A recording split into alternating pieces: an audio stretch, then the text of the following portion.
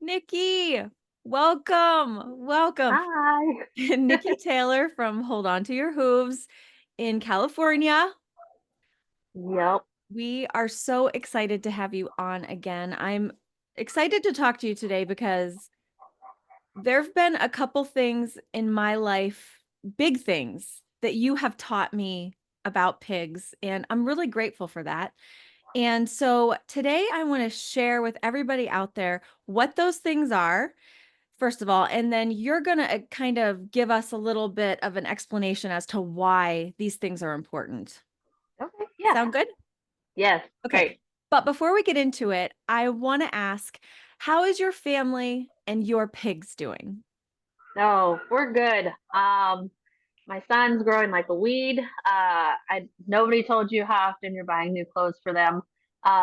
Like overnight, it feels like. Oh, yes. So he's doing great. Family's doing great. My pigs great. I'm excited, when they get older. I love meeting all the older pigs, and I'm just waiting, like, you guys are getting older. Once we hit 10 with my oldest, I'm just like my little senior. So they're doing good and they're happy. So good to hear it.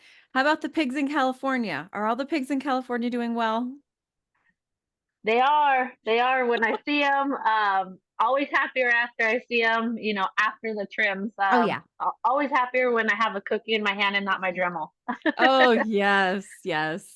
I can relate to that. My pigs are not your biggest fan, but you do them No. a huge service and you always give them a reward afterwards. So, Yeah, I think I'm everybody's fan after the Dremel and the nippers are away. I can bring my apology cookies out. They're apology cookies, trauma treats, whatever makes them take a cookie from me and grunt away like they're not as mad anymore. yes. Well, I I think that you and I have been friends. I was trying to figure that out. We probably met what, like maybe around 2020 or so? I think 2019 or so. Pam's 5. Oh, that's Pam's right. 5. She is Yeah, 5. Okay, yeah. so you got a pig from me, and then after that, we stayed in touch a little bit.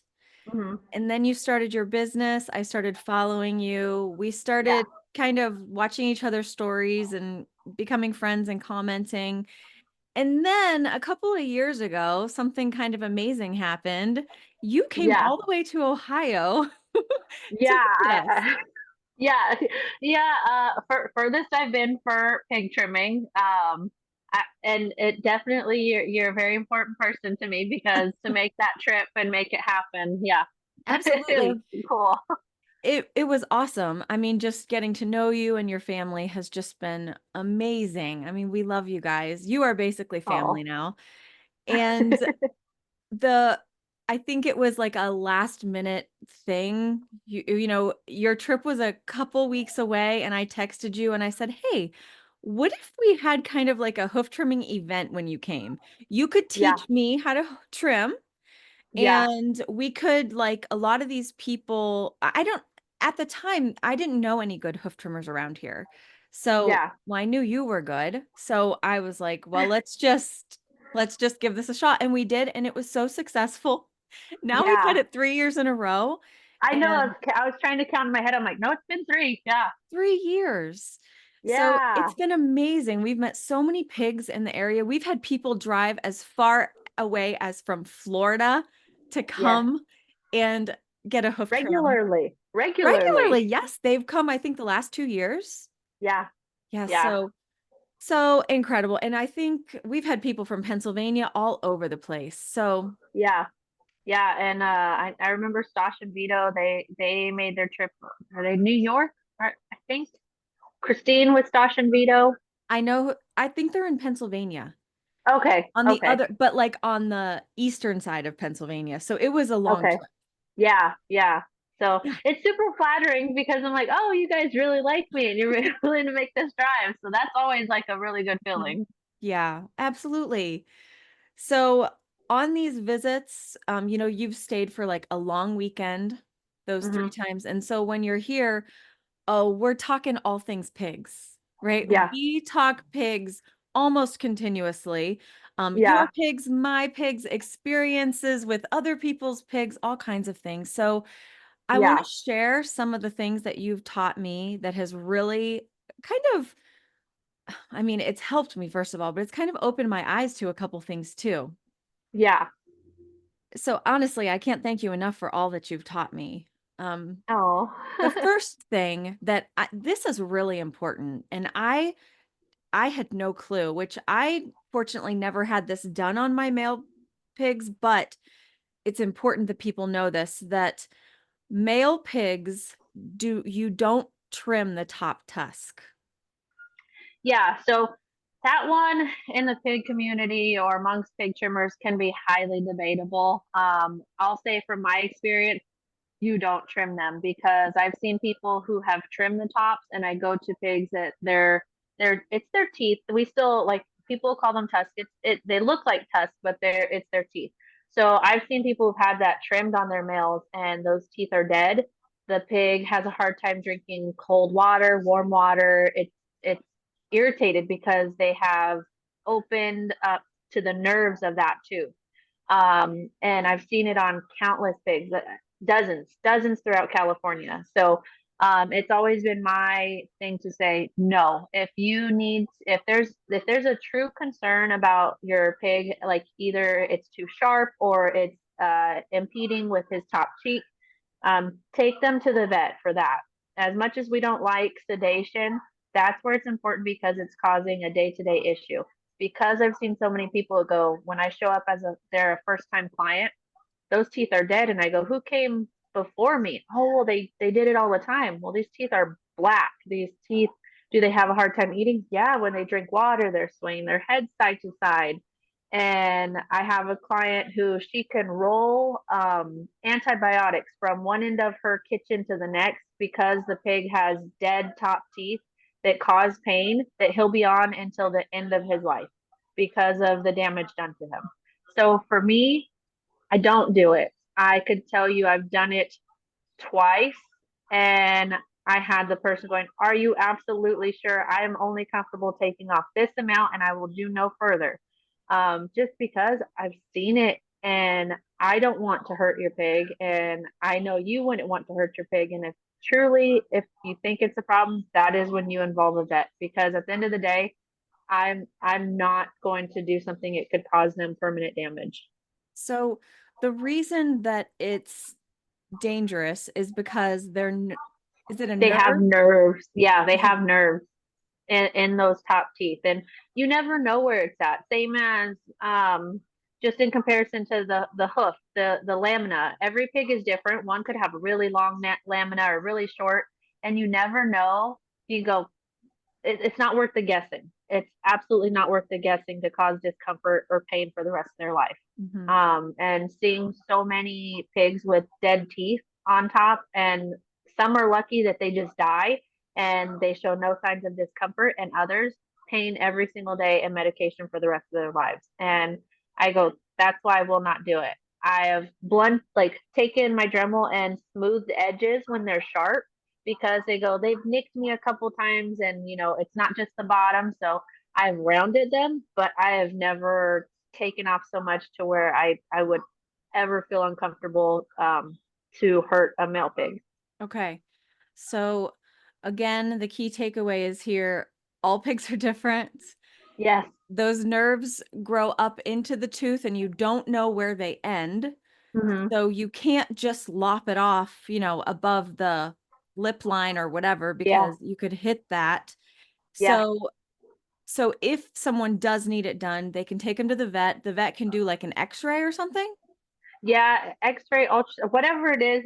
That's what I'm saying. I am not a Okay. vet qualified to say that information, but I've seen the consequences of when it's been done by somebody who goes, "Yeah, we trim them all the time." Hmm. Um, so go to the vet because I could take tusk off, I could blunt tusk, I could smooth out an edge, but that's past what I'm able to do, qualified to do, comfortable to do, because the if it was my pig and somebody caused that to my pig, I would feel guilty for the rest of my life, the rest of their life. And it's I think of, if it was my pig, I wouldn't do it to yours. Right. Right. So the bottom, extra long tooth that looks like a tusk Yeah. doesn't have that. No, and it's all the way connected to the jaw. But we're you never trim all the way down to the gum line. You always leave just some space. I try to explain it as the highest point of their jawline. If you were to go down at an angle, that's about how much you want to leave on for their bottom tusk. And then they're fine. You never want to make it so low because even though it's a quick, like 10 seconds of pulling wire, that's a lot of heat to put all the way down at the gum. Oh I've yeah, seen that. I can attest to that. You touch that Yeah. wire after you're done and it's hot. I didn't know that. Oh my gosh. When we were in the mix of it and I put it on the back of my neck again after, Yep. things happen. Things Yep. happen because you're moving. And I was like, my neck is burning and had to throw it right off. But yeah, it's hot. It's hot. You don't want to put that right down to the gum. That would be painful. Like Yeah. it would not feel good. And that's why you don't do it all the way down there. It's a kindness, right? And as a Yeah. good hoof trimmer, you want to make sure the pig is in as little discomfort as Yeah. possible. We're not, Yeah. it is not a comfortable thing, but we're trying to do the best we can to make sure that the pig is okay. The pig is going to get up, Yeah. it's going to walk away, it's going to have its cookie, and then once you flip it back over, it's totally fine. Yes, and because those wires also look very hostile, even for first time touch trims, and these pigs are the owner's babies. So you look very terrifying when you're taking wires to their teeth, and people are like this, not wanting to look. And I go, it's like 10 seconds. He will cry. I promise it'll be over, and they're okay. So it's making sure they're okay, making sure you don't hurt them. That amount of heat isn't going to cause pain after. It's just it looks hostile, but Right. it's the safest way. Right. Because you use that wire. Now, some people might be like, well, why couldn't you use like nippers? Oh, because nippers, it can cause a pressure crack all the way down to the jaw. And because it's connected to the jaw, that can cause so many more issues. The last thing you want is to go, I nipped it and it's splinted all the way down, and now my pig is having issues eating in pain. And um, I've not had a personal experience seeing pigs have the jaw surgery because of a tusk going wrong.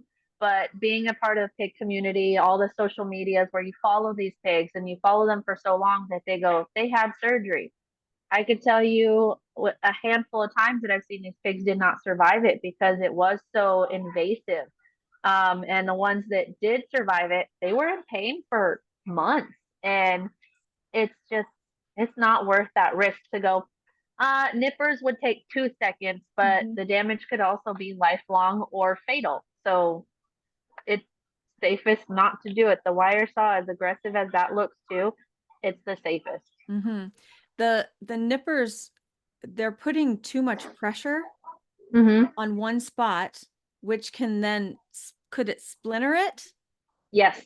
Yeah. And every pig, eh, I could say this for personality, hooves, weight, body shape. Every pig is different. You could see an older pig and their tusks get wider and wider, versus uh, first year tusk trims. Like when the males are 2 and it's time for their first tusk trim. Those are tiny, the Yeah. cutest things. I have my pig's tusk on a necklace, and it's the wimpiest, Oh, tiniest. It's so little. That's nothing. And somebody could think, just nip it off because it'd be a lot quicker. I could also cause a split right down it and yeah. cause forever damage. It Mhm. just because you think it makes sense, it doesn't. And I think it's hard being if you were the person that had to learn the hard way. That's Yeah. why it's always important to ask a dozen people, and if you're getting different answers, ask more people until you feel entirely confident that you're doing the right thing by your pig. Yeah. It's so important to have a really good, skilled, knowledgeable hoof trimmer Yeah. because without that, you give them free access to your pig and they can really do damage because especially, I mean, if you're new to pigs, you've never seen someone give a hoof trim before, Yes. you're just taking them at their word. Yes. So And it's it looks very important. terrifying. It Yes, looks it does. terrifying. I promise your pig might scream, might flail, might try to bite, pee, poop, all of the above, or be a perfect angel and sleep and be the best pig of my entire day. All of it could happen. None of it could have, like, you could have a pig that surprises me and I don't know what they do. But I try to warn people when it's first time trims that any of these results could happen. Don't freak out. Mhm. And, you know, same thing. People still could shut their eyes or leave a room. And, it's still the safest way, no matter how Right, scary and dramatic it could look. right. And I can say that none of my pigs were the good pig that fell asleep. All No, of my pigs were terrible, and Topanga was the worst.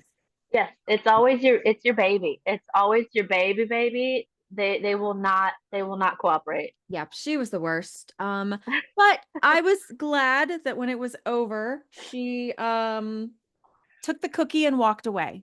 Yes, So just she, take the cookie. yes. All right. So that was number one, and that was something I learned from you that is so important. And I feel like it saved me so much because I ended up with a trimmer that wasn't good and I didn't know it. Now, Okay. fortunately, they didn't do any damage because what they Yeah. did was they just nipped.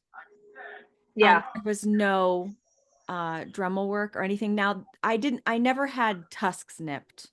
Okay. My pigs were always they weren't old enough yet for their Hmm. tusks to need a trim, but when I had this trimmer. But so meeting you and finding you, I feel like I found a treasure and Oh. I wish you were my neighbor, you know? Oh. Like to have to have a skill like you have, to have Yeah. knowledge like you have, and also to be a kind person who's willing to teach and talk and Yeah. that's a rare treasure. So I'm so grateful that you found me actually. You found Yeah. me. You reached out to me. Now, the number two thing on my list that I learned from you was about grass, about Yeah. morning grass. Do you remember what it was? Yeah. Okay. So this I learned from another trimmer. Because I mean, you learn something Yeah. from someone anywhere. So I learned, and I don't know the science behind it. I just learned it, and that's what I went with. I learned it from another trimmer that the sugar raises the highest in the morning to the grass. So say you have a bigger pig, you don't want them grazing on that morning grass because the sugars are up there. It's afternoon grazing. Now it could be a total myth. It could be just you know maybe someone said it and we all went with it. I'm not sure, but I learned it from following another trimmer and it's a very solid trimmer. So, I I learned it. It stuck with me. And so it's always been something I've said to people who have pigs that go, well, they graze all day. Well, Mm-hmm. maybe don't let them graze in the morning. Mm-hmm. So could be total trimmer talk that, not entirely sure it's true, but that's what I learned from somebody else who said this is why we don't let pigs graze in the morning. Well, I will say this, that I am in the agricultural world as well, like the organic farming world, and they also talk about grass, the sugars Okay, in the we grass. So I we think we're have good. backing. I think we're good. We're good. Awesome. But I never thought to like we think about it when it comes to our cows. Yeah, I don't know. It just never made the connection with my pigs. And so I tell people that all the time now. Listen, if yeah, you're worried about your pig gaining weight, maybe wait, take her out in the morning, but maybe not let her have her grazing time until the afternoon. yeah, yeah. Well, Okay. good. We have ag background. Yes. We're good. Okay. Yes, we're good. So people can take that and give it a shot and see if it Yeah. helps. Number three. Now, this is something that I was doing wrong that you Okay. helped like kind of readjust me. So, here's a little bit of the background. So, you came this past August, you came, Yeah. you trimmed Topanga's hooves and you Mhm. noticed that she had some horizontal cracks on the front of her hooves. Yeah. And we were trying to figure out like she's pretty, she's a princess and Yes. she's not like she really doesn't walk through gravel, like Mhm. she's a princess and she walks on the same floors and things every day. So we're trying to figure out how on earth did this happen? Yeah. So when I think later in the day I brought her in, you noticed something Mhm. about her crate. Yeah. Yeah, so she didn't have the tray in her crate. Mhm. And you said it was because she would take it out all the time, kick it out, kick it Yeah. out. So finally you were like, okay, girl, like I hear Yeah. you. You don't have to Our have it. our floors are heated in the basement. So Yeah, she wanted to lay directly on the heated floor. And yeah, so I was like, fine, whatever. And she had a ton of blankets in there, but yeah. not a smart idea. And you helped me to realize that because Yeah, what was happening? those hooves, having the grate go where she's stepping was causing different pressure cracks for her because she's not on a flat surface. So she wasn't doing herself any benefit. She was getting the warmth that she wanted, but she was causing damage to her hooves. And it was troubleshooting. Like, what is your routine? How could this be happening? Because you, Diva, don't do anything we could think of that would cause Not cracks a like this. thing. And Yeah. it was just a second glance and just being observant and having a second pair of eyes, because you can go, they do this and this every day, and then go light bulb. Oh my god, that's what it is, because nothing else was making sense for her Hmm. routine. Yeah. And it's little things like that. It could be so simple to fix, like why something's going on. Hmm. Yeah, I'm really grateful that you realize that. So I was like, there's no way she's going to leave a tray in. Well, I thought, well, it's Yeah, been quite some time. It's been, gosh, it's probably been 2 years since she's had a crate tray in that crate. And so yeah, I'm like, well, let's just slide it. She never, I put the crate bottom in and she never kicked it out ever again. So I'm yeah, like, okay, all right, yeah. good. We're Problem good. solved. Don't have a problem here. And it's Yeah. nice because it contains all her dirt. When she brings dirt in from outside, the crate tray is so much easier to clean than the concrete Yep. floor underneath. Pull out instead of moving everything. Yeah, so it's so nice. So nice. Yeah. And her hooves are looking really well. They're looking good. Good. So Good. I think we figured out that problem and next time we'll just have to focus on a different one. Yeah. You're like, let's go look around. Detective work. Find something else. Yes. That Yeah. is something that I love. I love when why I love when you come or like when Dr. Breslin comes, I'm always like, look around. Do you see anything I could do better? Yeah. What could I do better? Because I always want to learn. I always want to make sure my pigs have, the best possible. Yeah. Nothing's perfect, but we're all just trying the best we can to take care of our pigs.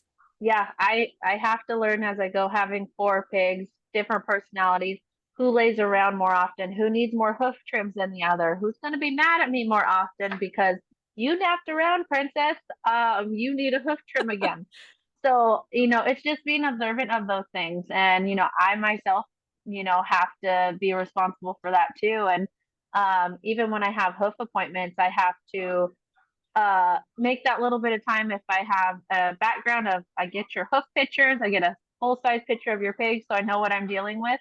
And then if I make time for, if you have questions or if I have things I feel like I should say to help you, because I could do a hoof trim all day, but if we're not solving anything that it could be done at home, um, I'm just doing something I'm going to repeat again, and you're not getting any extra help. So I always like do that, and my husband will even go, "You talk, you talk." I go, "Well, I feel like I had to, or they had questions, and Yeah. now when I get text messages later on or months later saying this helped so much, and thank you for the advice, and we did this, like."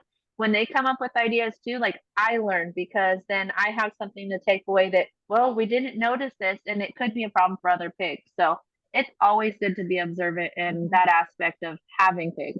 And having the mentality of we're all learning. Yes. We're happy to share. I'm happy to learn. I'm happy to be corrected. I think that makes for the pig community. It makes positive and it makes Yes. it kind, whereas some places it's not so kind and it's not so positive. Yeah, 100%. I think we would do more good if we were all not being so negative or telling people what they do wrong, Mhm. versus going like, hey, this is what I do, or this is how I think this would be more helpful. I mean, if everybody just thought in the world like that in general, we'd all be great. But Yes, in the we would. pig community, like, hey, pig people, be nice. We all have pigs. We're all crazy pig people. So Right. let's help each other. That's right. Number 4 on the list is also something that you helped me with. I had no clue. So you came and you did some hoof trims and you told me that some of their hooves were soft on the bottom. Yeah. Um, yeah. These pigs were outside all the time. They get all the weather. So, um, if they're in wet weather all the time and they're going to be in mud all the time where they might have that chance to go be dry when they're in their housing, but if they're just trotting around all the time looking around and in wetness, the bottom of their hooves get very soggy. They don't have a chance to properly balance themselves because of the environment they're in, Mm. and sometimes you can't win with that because like um your terrain, you guys will get mud coming down and you can't control that. So Hmm. there's just troubleshooting again, trying to go, how can we fix this where this isn't always going to be a problem. So it's just catching those things too, because I see that all the time. If we go further up north in California, um I come across soggy hooves, and sometimes you can't help it and you have to do small adjustments for them. Hmm.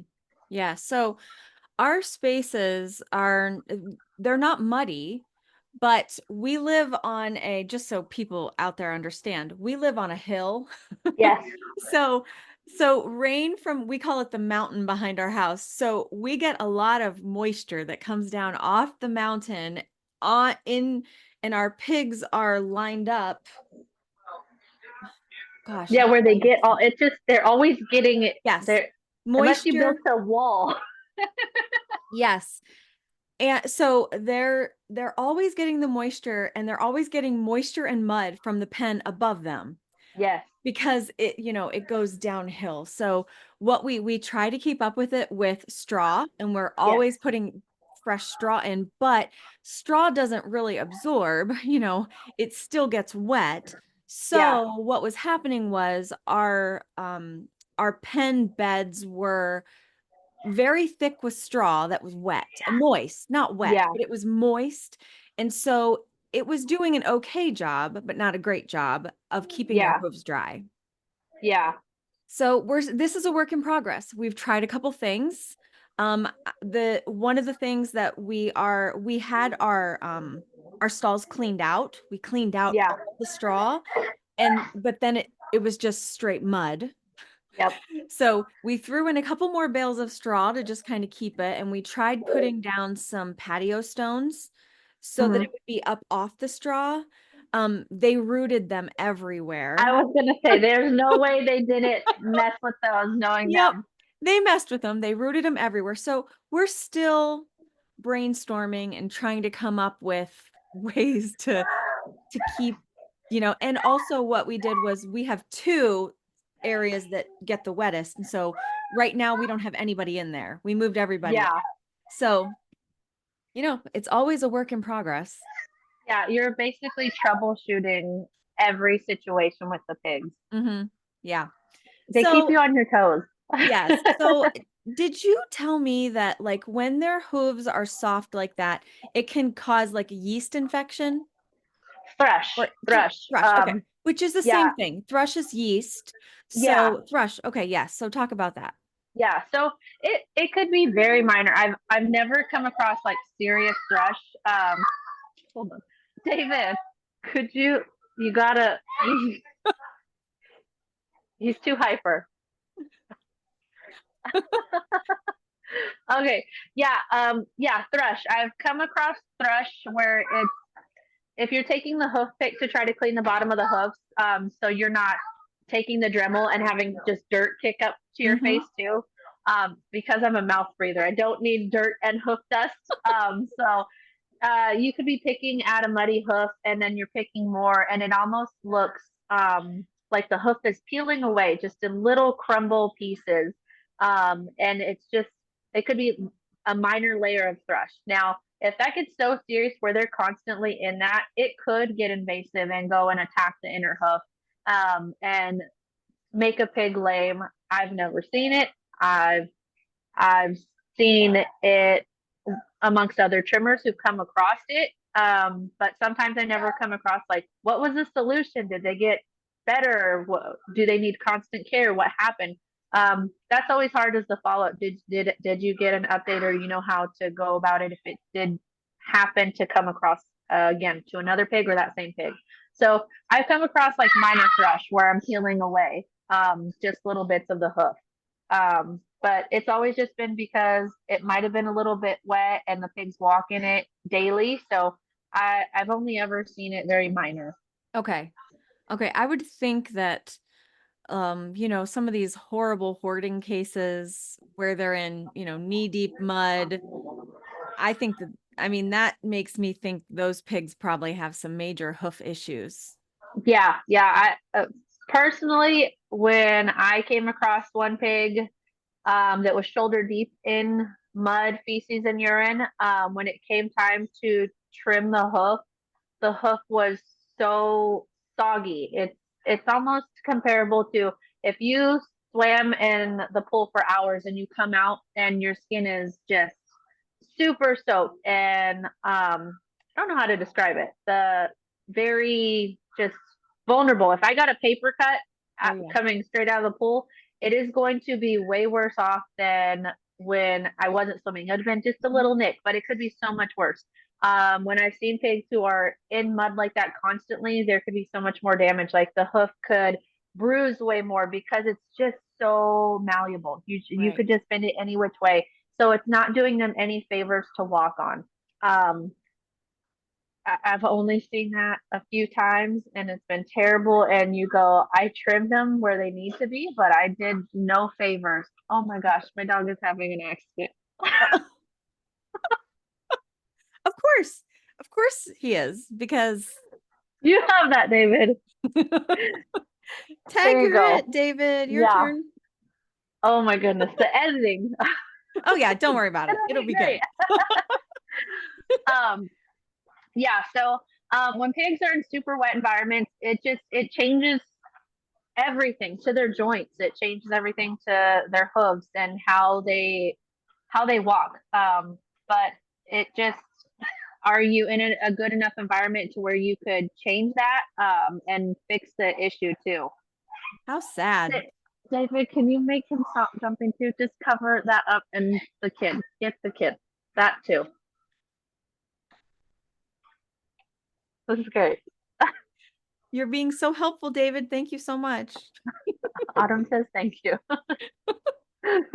Okay, last one, number 5. One of the things too that I learned from you that was really interesting was the fact that, you've said it several times, every pig is different, every body type is different. But Yeah, something that I really didn't realize was that even though, like, how do I say it? Like, all hooves grow at different rates. yeah, All pigs have different activity levels. So would you talk a yeah. little bit about how like a pig's activity level or like what they do actually does have a bearing on their hooves and how they grow? Yes. So if you have the most active pig that you go, where do they get this energy from? And they're doing laps all the time and they have their sleep time overnight and then they're just go, go, go in the morning. Those pigs have amazing hooves. When it comes time to trimming, it's just a cleanup. If they have what looks like just some chipping, that's it. Those are the pigs, the ideal pigs. Now, do you come across those pigs that often? No, because I would say pigs are best described as like we could just call them cats. They are nappers, they are eaters, they Mm-hmm. do what they want. Pigs are professional nappers, and nine Yes. times out of 10, your pig wants to wake up, be fed, walk around, go to the bathroom, nap, sunbathe the whole day, unless Yep. they know there's an acorn tree, fruit tree somewhere around that they need to eat and gorge themselves and then take that nap. Mm-hmm. That kind of pig is going to gain weight, put pressure on their hooves. Depending on how often they get trimmed, they can grow long And depending on when they get trimmed, it could do permanent damage to where they are walking so much on their pads rather than their hooves, and it looks like big flippers. Mhm.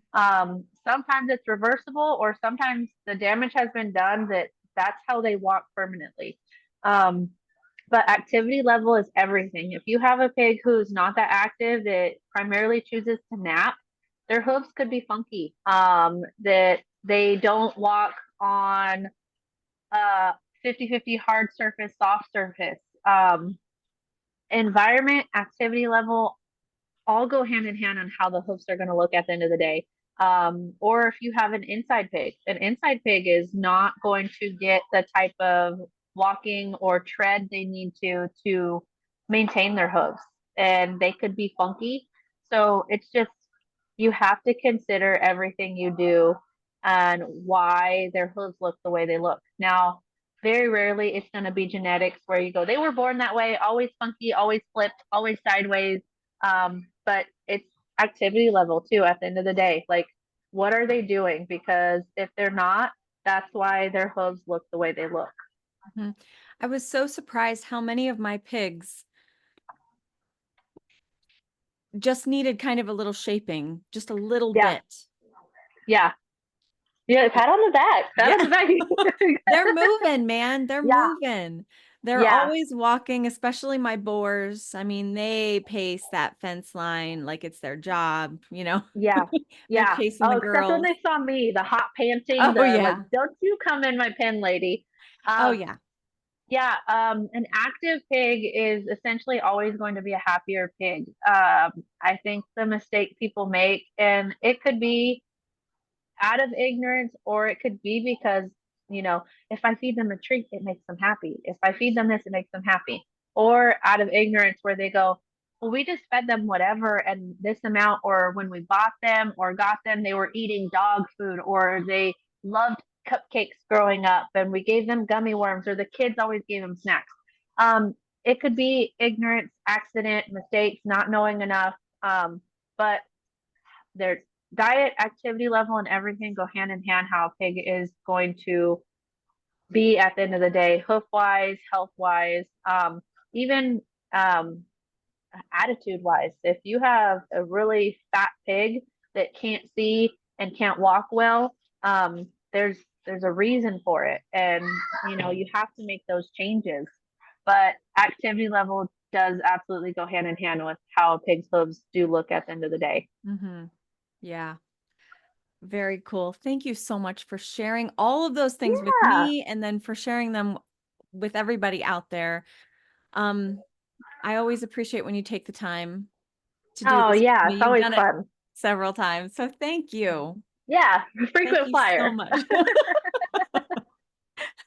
Yes, very good way of putting it. All right. Yeah. Was there anything else that you wanted to share? Um, do the hoof trims. Do the work. Ask. Make sure you find a hoof trimmer that you're comfortable with. Um, Reach out to a hoof trimmer even if you have questions. Reach out to see if they know the hoof trimmer. Um, you know, there's a handful of us across the United States that we all do talk to each other. You know, and that we learn from each other, could recommend each other. If I don't cover this state, I know somebody who does. I trust this person. They do great work. So, I mean, do your homework. I think that goes all the way across the board with pigs. If you know people or follow people with pigs, ask the questions you need to ask um, to learn for yourself and how to better your pig's lives, because not learning and not trying to learn from others, it gets you nowhere. So I think Yep. just always continue to learn. Hmm. I love that. When people reach out to me and ask me about a hoof trimmer, I usually send them to your guys' Facebook group. That's Thanks. usually what I do. Is that the right thing to Yeah. do? I mean, I don't mind it. Okay. I'm always for trying to help people, so I Okay. don't mind it at all. Okay. So I'll just keep doing that then. And Yeah. also, I wanted to say just something else that I've learned from following you on Instagram Yeah. is that along with the fact that pigs' hooves grow at different rates, Yeah. um, a lot of times I'll hear people say, you know, they need a hoof trim once a year. Well, Hmm. that might not be true. Yeah, They might need a hoof trim every 3 months. I mean, that's maybe extreme or rare. I don't know. But if they're just in yeah, the house and they're walking on carpet all day, yeah, they need hoof trims more often. yeah. That's the hard part too, is because, I am a business, but I'm also a person who is passionate about pigs and I care about the well-being of them. So I never want somebody to go, I think you need to be seen every 4 months because these hooves are so bad. Well, I've heard it once a year, twice a year. If I tell you I'll see you in 6 months, then yeah, you're a twice a year pig. But if I tell you I would like to see you more frequently to see if we can um, make this better for your pig, I would want you to trust me that it's for the benefit of your pig and not the benefit of my pocket, because Right. I do all the driving. I do like this means I'm going to be home less to go take care of your pig more, and you could be 1 hour away, 5 hours away, 8 hours away. If I say it to you, I'm doing it because I care about the well-being of your pig. So, I would hope that people would listen to their trimmer when they say it, and hope that those are good intentions by saying that, because I don't want to drive all the time. Yeah. I love what I do, but I wouldn't say it if I didn't mean it. So if I go, your pig is a once a year pig, because I'll sometimes go, is this their first trim or when was their last trim? Hey, I might see you in a year because your pig has darn near perfect hooves.